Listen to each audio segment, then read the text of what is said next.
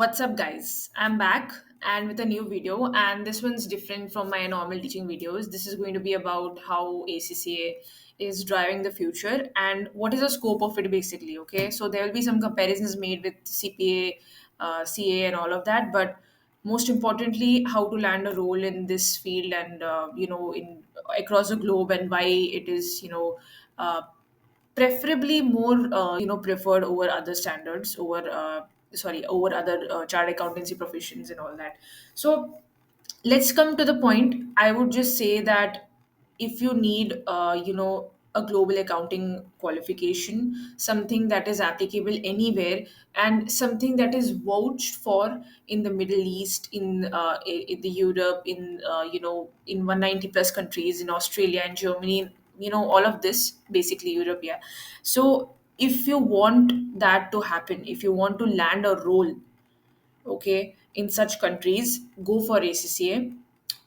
You don't necessarily even have to do the chartered accountancy, their own local chartered accountancy qualifications as well. For example, as Australian CA and all that, you don't have to do that. You'll get exemptions, and except for the performance management paper, you'll get exemptions there, and even for taxation paper, I think there's no exemption, but it really depends. So this is what I got to know. However, you should back your, before starting your ACCA, before considering ACCA, you should back your research with some with some important plans in your mind. For example, if you plan to settle in a particular country, say Middle East, you should properly make a research that, okay, what are the chartered accountancy professions acceptable there. I've heard Indian CAs are also acceptable, but ACCA is more preferred there. They have the signing authority there as well. So that is the comparisons, that is the thing that you have to properly research on before you go for it.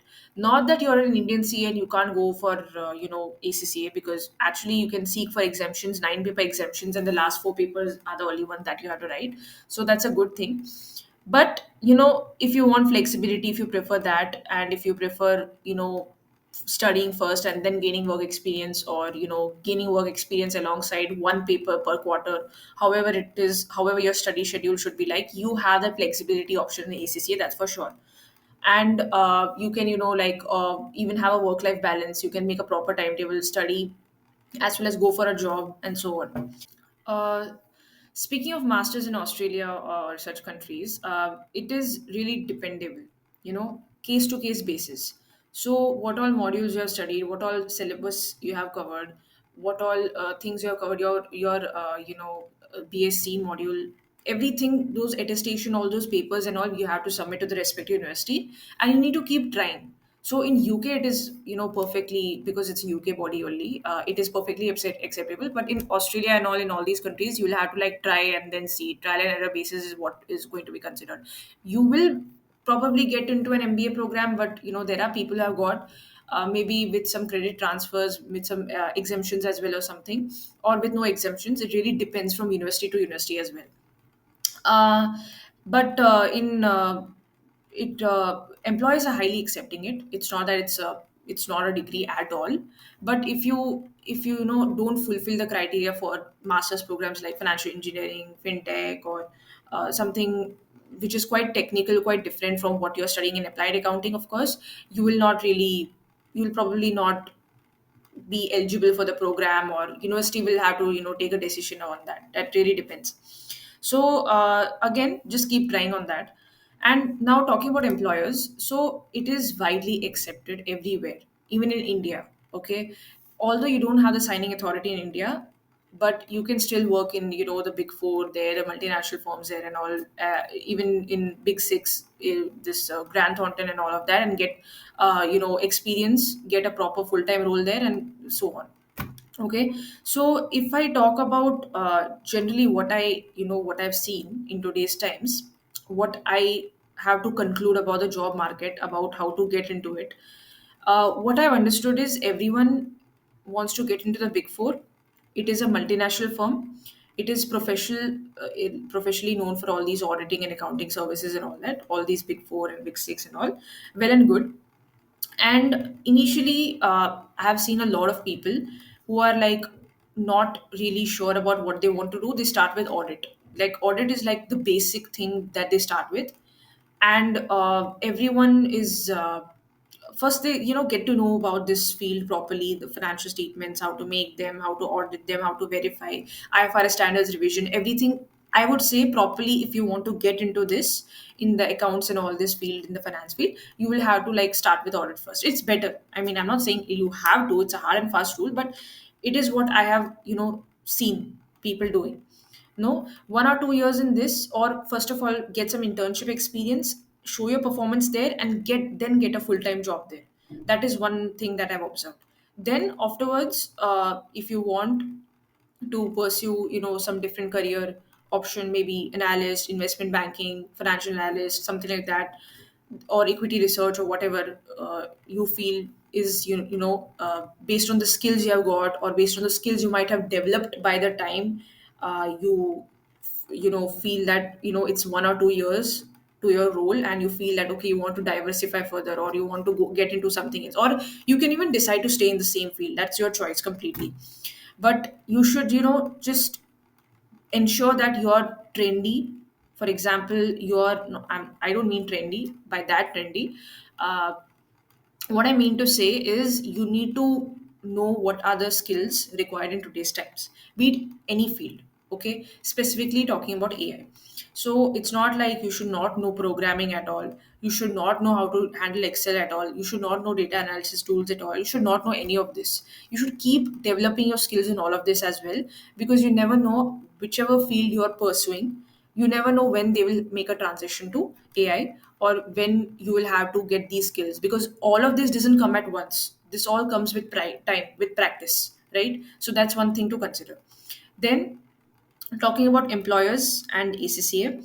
So, if the more experience you have, the more better it is. The more you're preferred in multinationals, in any industry, in any place out there. I have seen cases where people have been shifted from UAE to Germany, like the same company branch in Germany, because of the work that they have performed, and performance and all. And 1 or 2 3 years, actually many years of experience, they then landed a good role there, but in the same branch.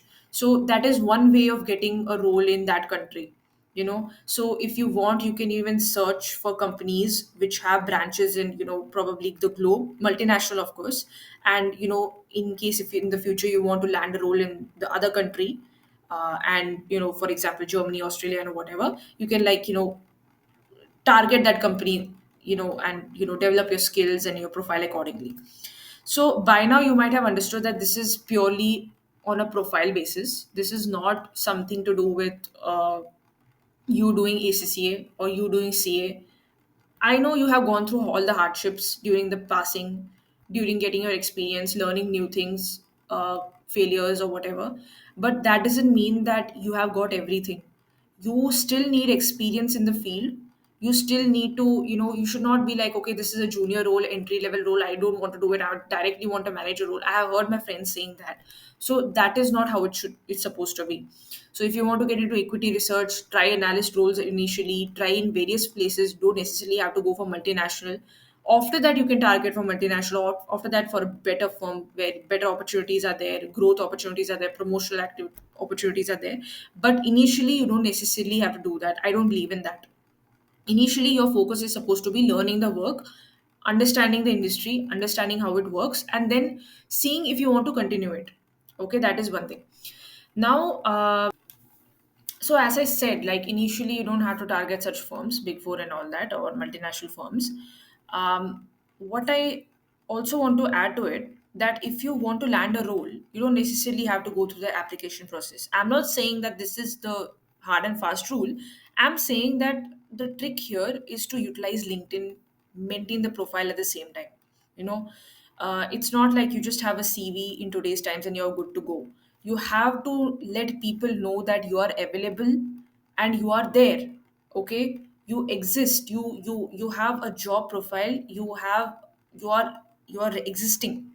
You have to tell that to the what we say, to the job providers, to the persons who are uh, who are responsible for the hiring process and all. Now I agree that HR people are not always, based on what I have observed, they don't always accept requests, because obviously they might already have the experience of getting lots of requests, and then getting those messages and spam messages and all that, and maybe because of that they might have stopped accepting the requests overall, or they don't reply, they don't even open in the first place. So something, many times I've observed this.